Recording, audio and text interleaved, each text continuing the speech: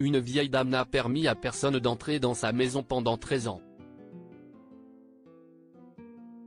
Mais quand j'ai réussi à y entrer, son grand secret m'a glacé le sang. Ma famille n'avait emménagé que récemment dans le quartier où vivait la vieille dame. James, mon mari, est professeur de musique, et j'ai 2 filles. Vous pouvez m'appeler Dory, car si est ainsi que tout le monde dans le quartier se réfère à moi. À l'exception d'un seul, tous mes voisins ont été très amicaux et serviables depuis que nous avons emménagé. La seule personne qui s'est abstenue de s'associer à nous ou à qui que ce soit d'autre est la vieille femme qui habitait la dernière maison de l'autre côté de la route. Lorsque j'ai demandé aux voisins pourquoi elle se comportait si bizarrement, ils m'ont prévenu de ne pas m'en prendre à elle, car ils pensaient qu'elle était folle et préférait rester seule après avoir perdu son mari et son unique fille dans un accident d'avion. Selon les voisins, la vieille dame n'a pas accompagné sa famille le jour fatidique à cause de ses problèmes de santé. Lorsqu'elle a appris la triste nouvelle, elle a refusé d'y croire et n'a plus jamais laissé personne entrer dans la maison.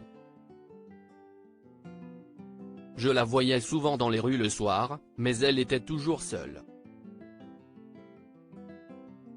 Elle semblait frêle et en mauvais état, comme si elle avait besoin d'aide et de soutien. J'ai toujours voulu l'aider, mais après avoir entendu ce que mes voisins disaient d'elle, je n'étais pas sûr de le faire. Mais un jour, alors que je me rendais au supermarché, nos chemins se sont croisés. Je passais devant elle et je l'ai entendu chanter un air. Cela a immédiatement attiré mon attention, car ma grand-mère avait l'habitude de chanter la même chanson. J'ai commencé à chanter avec elle, et elle m'a souri pour la première fois. Mais lorsque j'ai souri en retour, elle a rapidement accéléré le pas et est rentrée chez elle. Elle m'a semblé très différente ce jour-là. Je refusais de croire les affirmations de mes voisins selon lesquelles elle s'était coupée du reste de la société parce qu'elle était folle. Alors, le lendemain, j'ai frappé à sa porte. Bonjour, je vous ai apporté quelque chose, lui ai-je dit. Si est-il le disque de la mélodie que vous chantiez hier. La vieille dame était chez elle, mais elle ne m'a pas laissé entrer. Au lieu de cela, elle m'a regardé silencieusement à travers la fenêtre. J'ai remarqué qu'elle me fixait et j'étais sur le point de m'approcher de la fenêtre pour lui demander de me laisser entrer lorsqu'elle s'est empressée de fermer les rideaux. Mais quelque chose a attiré mon attention ce jour-là. Je n'aurais jamais pu me douter de ce que j'ai vu. La vieille dame portait une bague en forme de lune à son doigt. Cette bague ne ressemblait pas à une bague ordinaire, ce qui a davantage piqué ma curiosité. J'ai commencé à faire des recherches en ligne et j'ai vite découvert que la bague était identique à celle de la chanteuse sur la couverture de l'album de musique que j'avais acheté pour elle. J'ai examiné la pochette attentivement et, oh mon Dieu!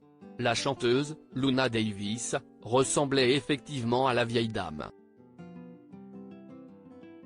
Le lendemain, je me suis donc rendu chez elle. Madame Davis, ouvrez la porte s'il vous plaît. Je sais qui vous êtes, ai-je dit. Mais sa seule réponse a été le silence. Dépité, je me suis retourné pour quitter la maison, mais elle a soudainement ouvert la porte et m'a invité à entrer. Entrez, mais ne vous évanouissez pas, a-t-elle dit à voix basse.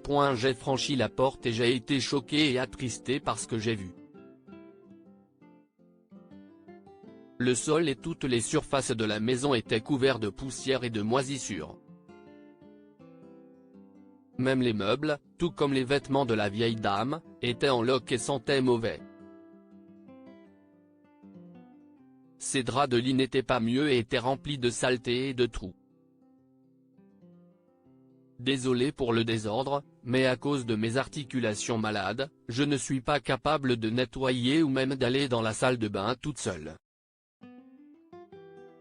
Je ne me suis pas lavé correctement depuis 13 ans, a dit Madame Davis, embarrassée. Mais pourquoi n'avez-vous pas laissé les services sociaux vous aider? Je lui ai demandé, en étant inquiet. Il m'aurait envoyé dans une maison de retraite si je l'avais fait, a répondu Madame Davis. Et j'espérais que ma famille reviendrait, mais elle ne l'a jamais fait. Alors je suis devenue une recluse parce que j'avais peur que les autres se moquent de moi s'ils découvraient ce que t'est devenue la maison d'une chanteuse célèbre. J'étais si triste pour Madame Davis que mon cœur s'est effondré. Plus tard dans la journée, mes filles et moi avons pris tout ce dont nous avions besoin et avons nettoyé sa maison. J'ai également publié un article sur elle sans son vrai nom sur les médias sociaux, et plusieurs personnes ont accepté d'aider à transformer la maison de Madame Davis en une maison confortable. Bientôt, ma famille est aussi devenue très proche d'elle et mes filles ont commencé à l'appeler grand-mère. Madame Davis nous aimait également et ne refusait jamais nos demandes. La seule chose que je ne pouvais pas lui faire, c'était chanter pour nous. Désolée, ma chère, mais je ne peux pas faire ça pour vous, disait-elle. Mais une fois, le jour de mon anniversaire, elle a demandé à l'improviste à mon mari de jouer du piano. Et après cela, elle a commencé à signer et mes yeux se sont remplis de larmes. Merci beaucoup, Madame Davis, ai-je dit en la serrant dans mes bras. Tu n'as pas besoin de dire merci, ma chérie, a dit Madame Davis en me serrant dans ses bras. Vous êtes devenu mon ange gardien et vous avez ramené non seulement la joie et le sens de la vie, mais aussi la famille dans ma vie.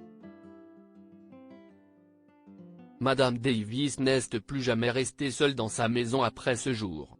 Elle a commencé à se joindre à la population locale et a fini par emménager avec nous. Que pouvons-nous apprendre de cette histoire?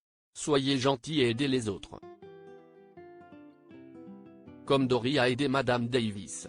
Ne vous fiez pas à ce que les autres disent d'une personne. Si Dory avait écouté ses voisins, elle ne serait jamais allée aider Madame Davis. Les personnes âgées ont besoin d'amour et de soins, et vous ne devriez jamais vous abstenir de les leur donner. Madame David a été si émue lorsque Dory et sa famille l'ont aidé qu'elle a renoncé à la réclusion et a commencé à se mêler aux autres habitants du quartier. Partagez cette histoire avec vos amis. Elle pourrait égayer leur journée et les inspirer. Ce récit est inspiré de l'histoire de notre lecteur mais a été rédigé par un écrivain professionnel. Tous les noms ont été changés pour protéger les identités et assurer la confidentialité. Partagez votre histoire avec nous, elle changera peut-être la vie de quelqu'un. Si vous souhaitez partager votre histoire, veuillez l'envoyer à info@amomama.com.